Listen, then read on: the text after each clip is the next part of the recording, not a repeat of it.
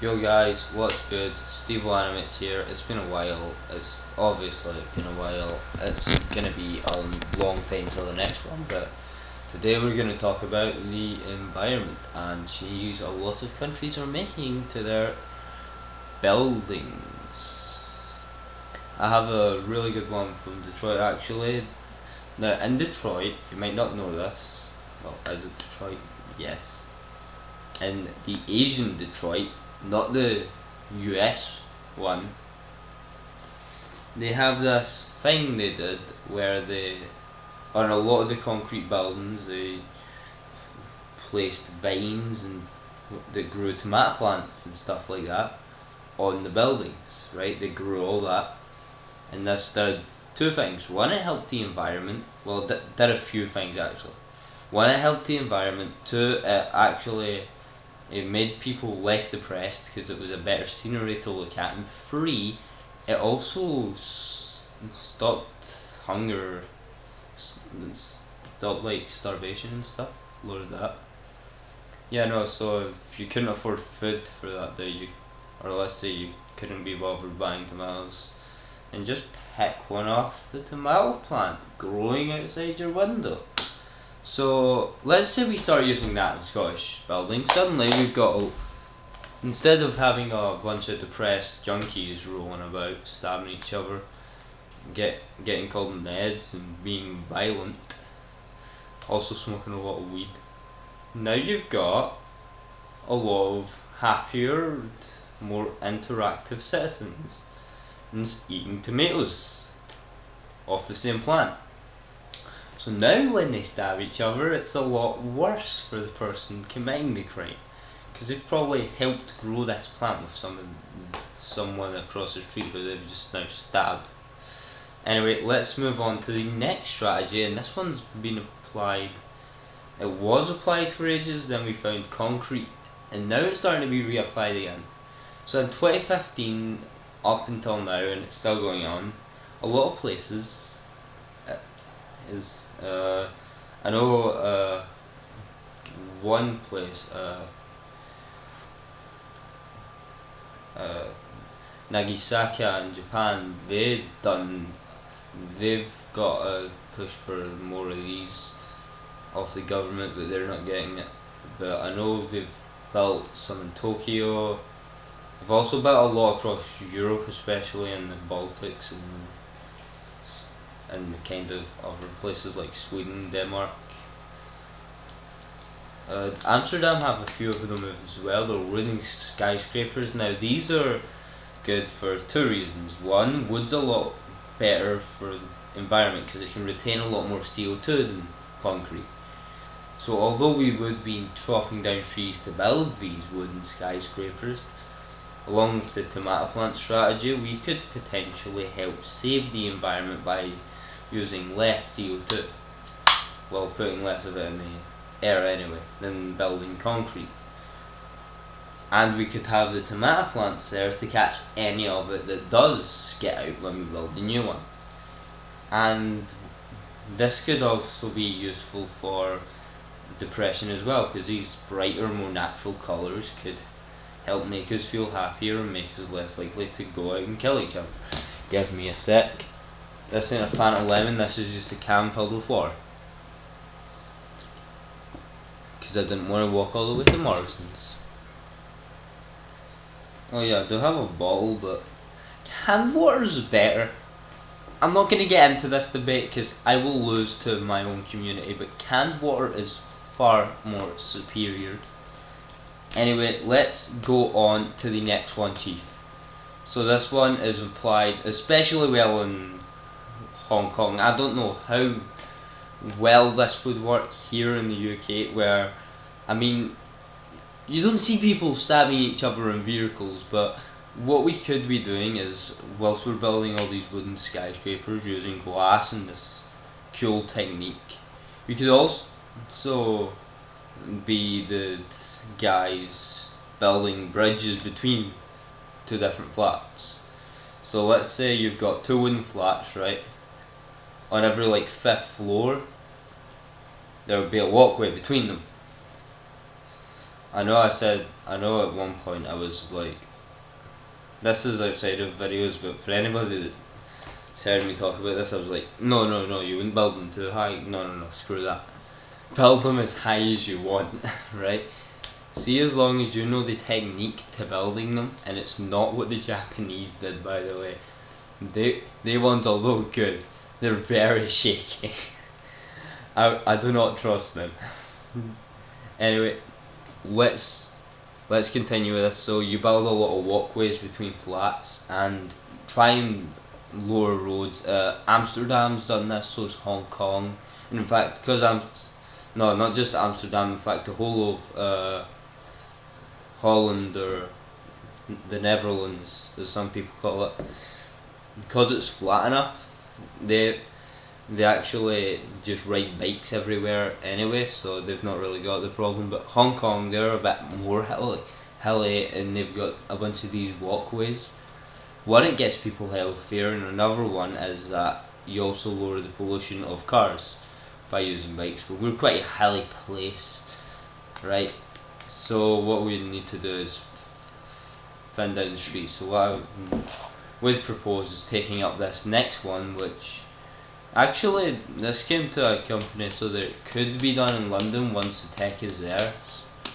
But I mean, they're saying it'll be like 2100, and we don't got time for that one, chief. The planet is dying. We need shit to save the environment now. But hey, if all the countries get their act together, and instead of building new cannons for their ship, China, I'm pointing at you,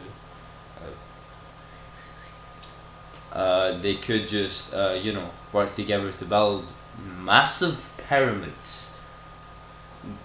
Right, now the way they proposed these was amazing, right? Basically what they said, this was the pitch, right? It's massive pyramids that are hollow except for these wee balls where all the buildings for that area will be, right? And basically it would be trains going to each one, and there would be no cars, and it would be powered through algae and fungi. This is proposed to be over a lot of rivers and banks, and probably even in oceans. But this is even better than Holland proposing a hill that's 3,000 kilometers tall, sinking most of the country along with a good portion of other places.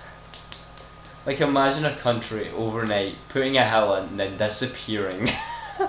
That's what would have happened. So they're actually just going to do for smaller ones in Holland. Anyway, back to the topic at hand. This Japanese company, it was ages ago I heard about this one, so I've forgotten the name.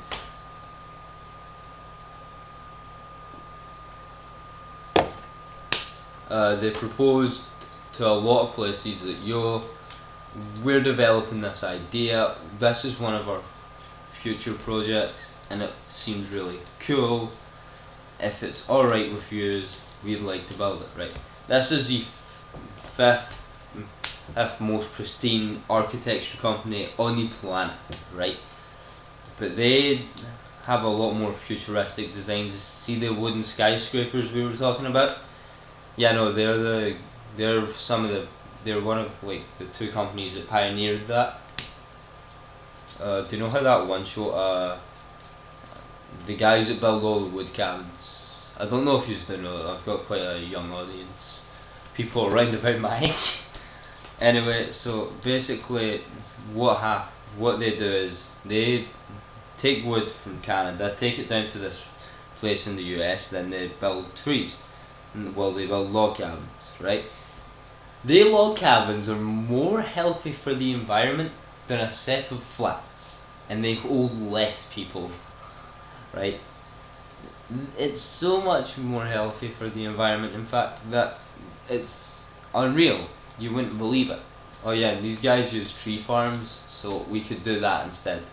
So places where we can't grow trees, like in the Sahara Desert, for instance, we can just dump all the people there and then take one continent, and that is our tree farm. The rest, plant trees in them. Fill them up with animals. We will all live in Africa. Europe can be our tree farm, and the rest of the planet, bingo bongo, we have ourselves a great way to live. Now, you may have noticed this flower I am holding. It's not real, it's fake, which sucks. So what I'm gonna do from now on, in every video I post, which is probably gonna be once every like 6 to 8 months,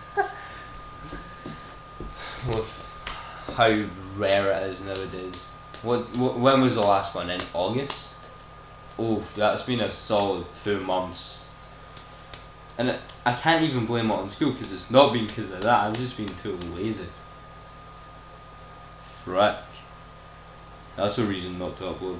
Anyway, if I upload again, it will be another video about some topic on the environment.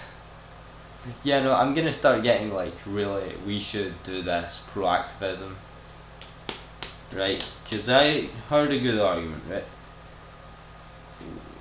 Basically, just, if you can't vote due to some circumstance, then it's okay to criticise the government. But if you can and don't, it's not. Yeah, the thing is, I mean, if you're not doing everything in your power to influence an election, then this one's kind of out of the question. And what about the people that voted for a different government but didn't win? Can they criticise the government they didn't vote for because they've done everything in their power to change it? No, because they didn't vote for them. Duh. So then these students that can't vote aren't allowed to criticise the people they don't support. But that's just a terrible argument. If you don't vote, or if you do, you should be allowed to criticise the government. Because some people might vote on some wee obscure party and be like, yeah, no, I just didn't vote because that party had one vote. They don't want to admit they were the one voter for that one party that just got absolutely pummeled because it had such a bad thingy. And it was in such a pro one place region. It's like if a Muslim voted for a Muslim party in Northern Ireland and got absolutely battered, pure battered, mate, by some Protestants and Catholics. It's like if that happened. You just wouldn't really accept that, would you? Anyway, I've been ranting on for too long. I'm gonna end up here, pals. It's been like 13.5 minutes. Hope you have a fantastic weekend. And yeah, no, I will see you around. Remember, it's coming close to December, and I don't think any of you remember, but there was that one deadline. I don't think that one's coming in, Chief. That's gonna be a win for not shaving my head. Yee. By the way, it's like the 1st of December is the deadline. It's currently like October the 8th. You have like 2 months if you want to do it. If you want to gather enough support for me to get to 250 subs, go ahead, do it. I dare you. Pussies. Bye.